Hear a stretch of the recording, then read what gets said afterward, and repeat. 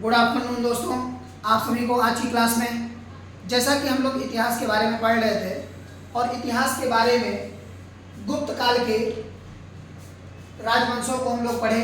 अब गुप्त काल के बाद जो प्रमुख राजवंश हुए जैसे कि कलचुरी वंश, गहड़वाल वंश, इन सब के बारे में और तोमर वंश, गंग वंश, तो इन सब राजवंशों के बारे में ये जो राजवंश थे सारे के सारे ये गुप्तोत्तर कालीन राजवंश थे। जैसे समकालीन होता है ना, उसी तरह समकालीन के ही आधार पर यह गुप्त काल के प्रमुख राजवंश थे। ठीक है, उन्हीं प्रमुख राजवंशों के बारे में इस समय हम लोग पढ़ेंगे। ठीक है, तो जैसा कि इसके पहले जो प्रमुख राजवंशों को हम लोगों ने पढ़ा है उसको आप लोग रिवाइज कर लीजिएगा। अगर कहीं से भी कोई दिक्कत होती है या जो नहीं समझ में आता है उसको आप कॉल या कमेंट के माध्यम से उस क्वेश्चन को आप पूछ सकते हैं। ठीक है, तो अब इस समय जो बाकी के प्रमुख राजवंश हैं उनके बारे में हम पूरी तरह से पढ़ेंगे। ठीक है, तो इस समय हम जो पढ़ेंगे वो है गुप्तोत्तर कालीन प्रमुख राजवंश। जैसा कि हम लोग इतिहास पढ़ रहे हैं और उसमें पढ़ना है गुप्तोत्तर कालीन प्रमुख राजवंश, प्रमुख राजवंश, इसके बारे में पढ़ना है। और इनमें जो सबसे पहला राजवंश पढ़ना है वह है पहला राजवंश। इसमें जो पढ़ना है उसमें पढ़ना है कलचुरी वंश, कलचुरी वंश।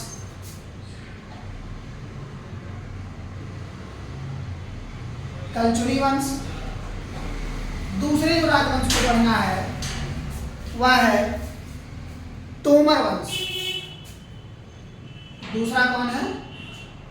तोमर वंश। और इस तोमर वंश के बाद त्रिपक्षीय संघर्ष में जिन प्रमुख राजवंशों ने हिस्सा लिया था और उसके बाद उसको जीता पूरी तरह से, उनके बारे में यानी कि त्रिपक्षीय संघर्ष के बारे में हम लोग पढ़ेंगे। त्रिपक्षीय संघर्ष, त्रिपक्षीय संघर्ष को पढ़ेंगे। उसके बाद हम लोग आगे की तरफ कश्मीर का इतिहास पढ़ेंगे। इस कश्मीर के इतिहास में 3 प्रमुख राजवंशों को पढ़ना है। इनमें पहला जो है वह है कारकोट वंश, कारकोट वंश। और दूसरा जो है वो है उत्पल वंश, उत्पल वंश। और इस उत्पल वंश के बाद जो अगला राजवंश पढ़ना है वो है लोहार वंश। यही लोहार वंश अंतिम यानी कि तीसरा वंश यहाँ का हुआ, लोहार वंश। तो इतने प्रमुख राजवंशों को गुप्तोत्तर कालीन में हम लोगों को पढ़ना है। ठीक है, इसमें पहले राजवंश को हम लोग पढ़ना स्टार्ट करते हैं। ठीक है, और एक एक करके सभी राजवंशों को हम लोग पूरी तरह से पढ़ेंगे। तो पहले हेडिंग आप सभी लोग डालेंगे कलचुरी वंश। ठीक है, कलचुरी वंश को त्रिपुरी का कलचुरी वंश कहा जाता है। कलचुरी वंश को त्रिपुरी का कलचुरी वंश कहा जाता है। पहला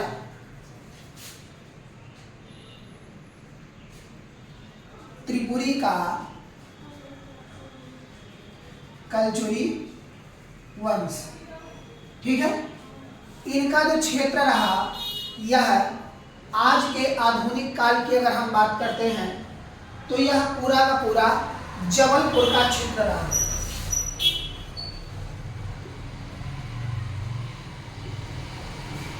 जबलपुर का क्षेत्र। ठीक है, यह पूरा का पूरा रहा जबलपुर का क्षेत्र। अगर इनमें हम बात करते हैं,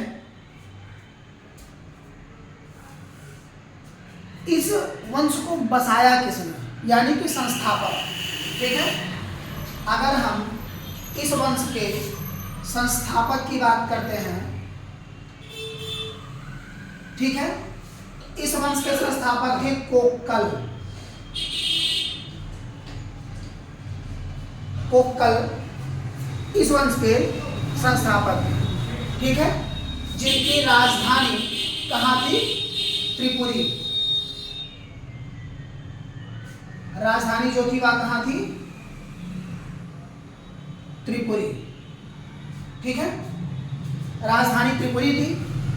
अब इसके बाद इन्होंने तो इस वंश की स्थापना की कुछ विशेष किया नहीं इतिहास के बारे में। इसके बाद इससे प्रतापी शासक आए इस वंश के, जिनका नाम था गंगेय देव। गंगेय देव ये दूसरे शासक थे, गंगेय देव यह सबसे प्रतापी शासक थे इस वंश के, प्रतापी शासक थे। इन्होंने उपाधि धारण की विक्रमादित्य की। इन्होंने उपाधि किसकी धारण की, विक्रमादित्य की उपाधि है। तो इनके अगर हम उपाधि की बात करते हैं तो कौन है, विक्रमादित्य।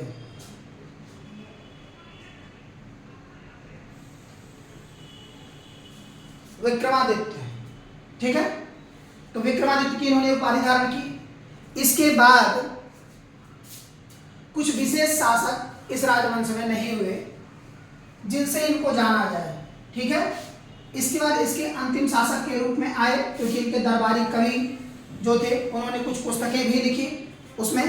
ठीक है, राजशेखर।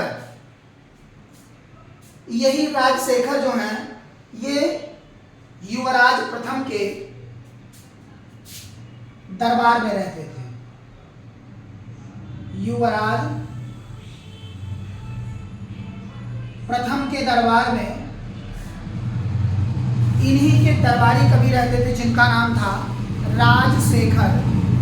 क्या नाम था,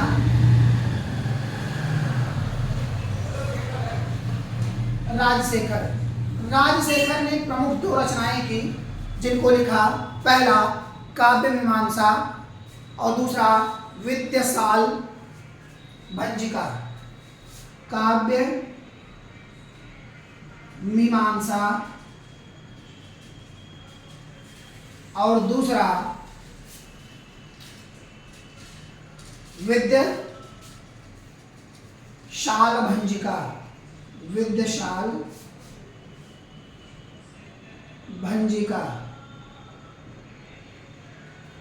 विद्यासाल भंजिका। तो यह तीसरा शासक था इस कलचुरी वंश का। इस कलचुरी वंश का तीसरा शासक था। उसके दरबार में कौन रहते थे, राजशेखर। राजशेखर ने दो पुस्तकें लिखी, पहली काव्य मीमांसा और दूसरी विद्यासाल भंजिका, जो कि प्रमुख पुस्तक के रूप में यह जानी जाती है। दूसरे अगर हम तोमर वंश की बात करते हैं तो तोमर वंश कुछ विशेष में नहीं रहा इस इतिहास काल में। इसके संस्थापक अनंगपाल थे, जो कि 11वीं शताब्दी में इन्होंने इस वंश की स्थापना की और सदी में तोमरों पर, दिल्ली पर इन्होंने आधिपत्य किया। कुछ सालों तक इनका कार्यकाल रहा, उसके बाद ये पूरी तरह से हट गए। तीसरा राजवंश जो था वह गंग वंश था, जिनकी राजधानी तत्काल के समय में कलिंग थी और यह उड़ीसा के क्षेत्रों में पूरी तरीके से फैले हुए थे। ठीक है, तो अब हम जिन पर बात करेंगे वो कौन है, गंग वंश। यहां तक आप सभी के समझ में आया होगा।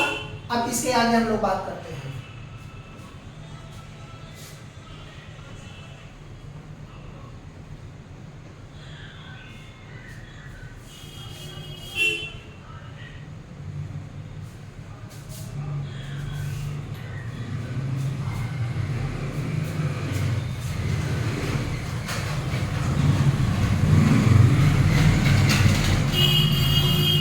गंगवंश, यह उड़ीसा के पूर्व में थे, यानी कि हम कह सकते हैं कि पूर्वी क्षेत्रों में। ठीक है। इनकी राजधानी तत्काल के समय में कलिंग थी। कलिंग, कलिंग के दो शासकों के नाम आपको पता होंगे, पहला खारवेल और दूसरा ये आप लोग बताएंगे। ठीक है, कमेंट के माध्यम से दूसरा शासक कौन था। ठीक है, अब आगे हम चलते हैं। इस वंश का जो सबसे प्रतापी शासक हुआ उसका नाम था राजा अनंत वर्मा। राजा अनंत वर्मा इस वंश का सबसे प्रतापी शासक था। अनंत वर्मा चोंडगंग इसका पूरा नाम था, लेकिन इसे अनंत वर्मा के नाम से जाना जाता है। ठीक है, तो यह सबसे प्रतापी शासक इस वंश का रहा, जिसका नाम था अनंत वर्मा। अनंत वर्मा। ठीक है, अनंत वर्मा। और यह इसके पूरा नाम जो था वह था चोड़गंग। चोड़गंग ये इसका पूरा नाम था। चोड़गंग इसका पूरा नाम था। ठीक है, इस वंश के जितने भी शासक हुए वो साहित्य एवं कला में सबसे निपुण और काफी प्रेमी थे। काफी, अगर हम कहें तो कैसे थे, प्रेमी थे। इस कारण से गंगवंश के शासकों को कला तथा संस्कृति या साहित्य का प्रेमी बताया जाता है। प्रेमी बताया जाता है। इस वंश के प्रेमी शासक थे। ठीक है, चोंडगंग जो इस वंश का सबसे प्रतापी शासक था, इसने जगन्नाथ मंदिर का निर्माण करवाया। इसी ने अनंतनाग चोड़गंग ने, इन्होंने ही जगन्नाथ मंदिर का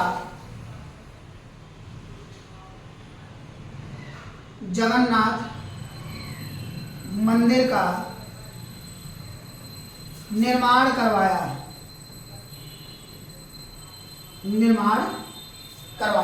ठीक है, जगन्नाथ मंदिर का निर्माण करवाया। आगे चल करके यह इतिहास में काफी स्वर्णिम शासकों में रहा। इन्हीं गंग शासकों ही द्वारा कोणार्क के सूर्य मंदिर का भी निर्माण करवाया गया। ठीक है, कोणार्क के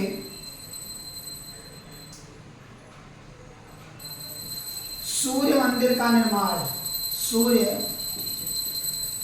मंदिर का निर्माण इन्हीं लोगों ने ही करवाया। ठीक है, और इन्होंने उस समय राजधानी जब अपनी बदली, लेकिन बदली नहीं राजधानी, और ये राजधानी इनकी क्या रही, कलिंग ही रही।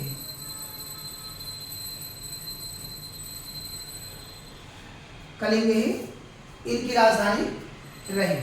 ठीक है, तो इस वंश के शासक में यही एक महान शासक हुए जिन्हें इतिहास पूरी तरह से जानता है। अब हम बात करेंगे त्रिपक्षीय संघर्ष के बारे में। त्रिपक्षीय संघर्ष में क्या हुआ कि तत्काल के समय में जब हर्षवर्धन का शासक काल खत्म हुआ और पूर्ण शासक के रूप में इतिहास में यह पूरी तरह से साम्राज्य खत्म हो गया, तब इस त्रिपक्षीय संघर्ष में पहले तीनों लोग आकर के भिड़े, जिसे गंगा यमुना दोआब के रूप में जाना जाता है, जिसे सोना उगलने वाली धरती के रूप में भी कहा जाता था। ठीक है, सोना उगलने वाली धरती का तात्पर्य होता है कि वहां पैदावार ज्यादा होता था, छोटे से ही जमीन में पैदावार काफी मात्रा में होता था। ठीक है, इसमें पाल वंश, त्रिपक्षीय संघर्ष में कुछ राजवंशों ने इसमें भाग लिया था। जैसे अगर हम इनकी बात करते हैं,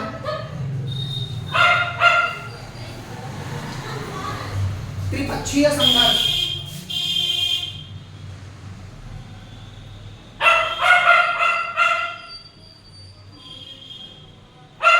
त्रिपक्षीय संघर्ष, और इस त्रिपक्षीय संघर्ष में पहले जो शासक थे वह थे पाल वंश।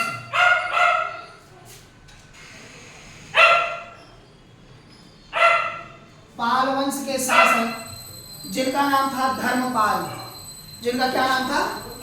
धर्मपाल।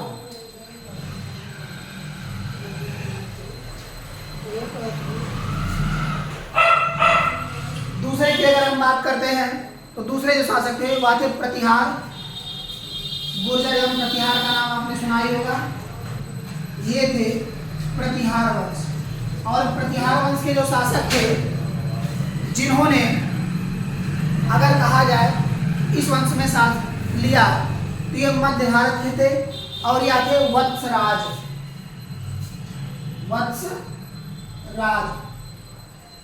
वत्सराज ने ही इस त्रिपक्षीय संघर्ष में भाग लिया था।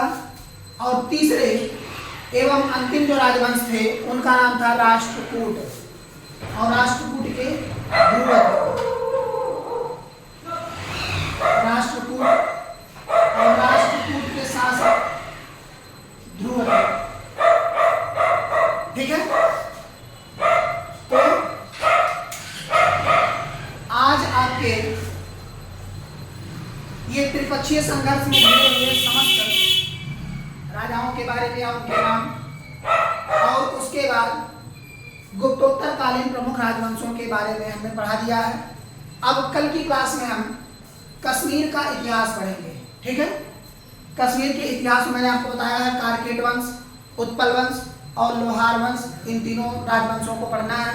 तो कल हम एक एक करके इन लोगों को पढ़ लेंगे। ठीक है, इतिहास एक बहुत ही इंटरेस्टिंग चैप्टर है और इसको आप सभी लोग जरूर पढ़िए, क्योंकि इतिहास से काफ़ी ज़्यादा मात्रा में क्वेश्चन इसमें पूछे जा रहे हैं किसी भी वनडे एग्जाम्स की अगर हम बात करते हैं। जब तक आप अपने स्वतः से किन्हीं कार्यों को नहीं करेंगे, कोई दूसरा करने के लिए आपको आकर के प्रेरित नहीं करेगा। जैसा कि अगर मान लो पढ़ना है और आपका लकी चांस चल रहा है तो 10 लोग आकर के आप बुलाने का प्रयास करेंगे, लेकिन यदि उसी टाइम आपके पास कुछ नहीं रहेगा तो कोई पूछने भी आपको नहीं आएगा। ठीक है, आप सभी लोग हमारे चैनल से जरूर जुड़ें और सब्सक्राइब करना ना भूलें। Thank you.